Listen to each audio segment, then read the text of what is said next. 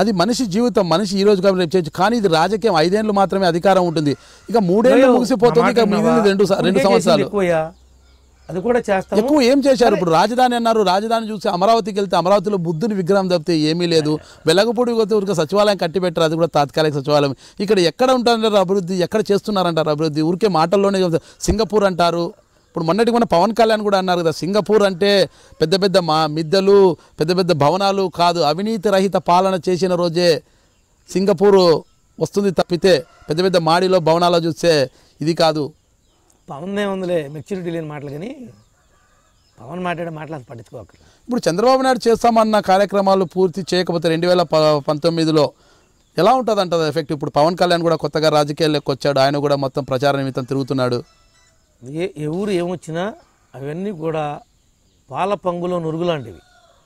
మరోవైపు కాపులంతా కూడా కచ్చాటారు, కాపులంతా కూడా ఉద్యమమై ఉప్పెనలా ముందుకు దూకుతున్నారు. ముద్రగడ పద్మనాభము దీక్షలు చేస్తున్నారు. అలా చేసే కాపులందరికీ తీరం ద్రోహం చేసింది చిరంజీవి. వాళ్ళన్న కాపులకు చేసిన ద్రోహం పవన్కు గుర్తురాట్లేదా?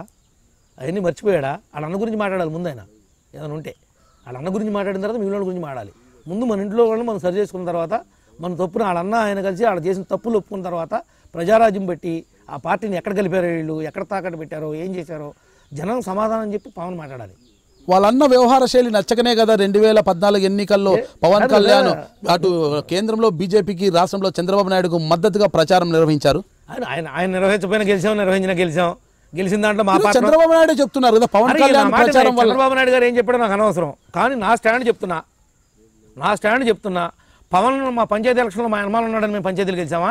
మా ఎంపీటీసీలో పవన్ మా యనమాలు ఉన్నాడని ఎంపీటీసీలు గెలిచామా? పవన్ మాతో ఉన్నాడని జడ్పీటీసీలు గెలిచామా? పవన్, నరేంద్ర మోడీ, బీజేపీ ఎన్ని లింక్ పెడతారేంటి? ఇది ఒక చరిత్ర కలిగినటువంటి పార్టీ. ఆ జెండా వేసుకున్నా, ఈ కండవా వేసుకున్నా ఒక గౌరవం, ఒక సమాజంలో ఒక హోదా ఉంటుంది మాకు. మేము అధికారంలో ఉన్నా లేకపోయినా. ఎవడో ఆడొచ్చి గెలిపించాడు, ఈడొచ్చి గెలిపించాడు అంటే ఎట్లా అంటావా? ఆయన వాళ్ళ అన్నం గెలిపిలేను మమ్మల్ని గెలిపిస్తాడా? కాపులను వాళ్ళ అన్నం గెలిపిలేపోయాడా? వాళ్ళ అన్నం గెలిపిలేను మమ్మల్ని గెలిపిస్తాడా? వాళ్ళ తిరుపతిలో గెలిచాడు కదా, రాష్ట్రంలో గెలిపించాడా? వాళ్ళన్న సొంతం. ఇప్పుడు రేపు పొద్దున పవన్ ఎక్కడో పోటీ చేసి దెందులూరులో గెలిస్తే సరిపోద్దా? ఆయన పార్టీ రాష్ట్రంలో గెలవాలి కదా, ప్రజలను అధికారంలో తీసుకురావాలి కదా. ఆయన కష్టాలు కడగాలంటే ఆయన కాపులకి ఈ పార్టీ చేసినంత ఎవరో చేయలా. ఈరోజు మంజునాథ్ కమిషన్ వేసి 1000 కోట్ల రూపాయలు పేద కాపులకు పంచినటువంటి వ్యక్తి ఎవడన్నా ఉన్నాడంటే రాష్ట్రంలో మొట్టమొదట చంద్రబాబు నాయుడు గారు. ముద్రగడ పద్మనాభం ఇప్పుడు దాకా ఏమయ్యాడయా? ఎంపీ చేశాడు, మంత్రి చేశాడు. ఈ రాష్ట్రంలో చేయని పదవి లేదు, ఆయన అనుభవించిన హోదా లేదు.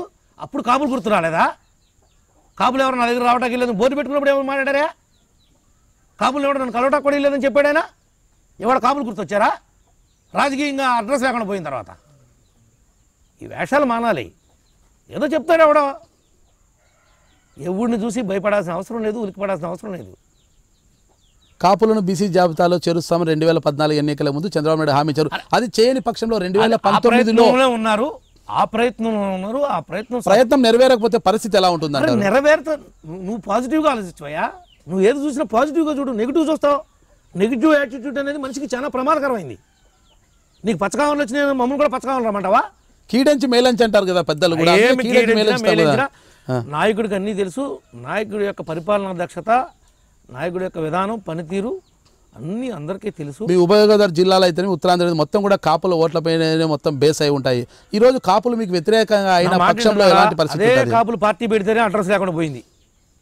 మీరేదో కాపులు ఓట్లతోనే మొత్తం. ఆనాడు ఉద్యమం లేదు, ఈనాడు ఉద్యమం అనేది ఉంటుంది కదా. ఈ ఉద్యమం కంటే ఎక్కువ మామూలుగా కాపులు ఉన్నాయి కూడా అమ్మి తాకట్టు పెట్టి ఎలక్షన్ పందాలు కాశారు. చిరంజీవి వల్ల ఎన్నో కుటుంబాలు పాపం ఆత్మహత్యలకు గురైనవి. ఇప్పుడు ఆ ఆత్మహత్యలకు గురైన కుటుంబాల గురించి ఒకటి మాట్లాడట్లా.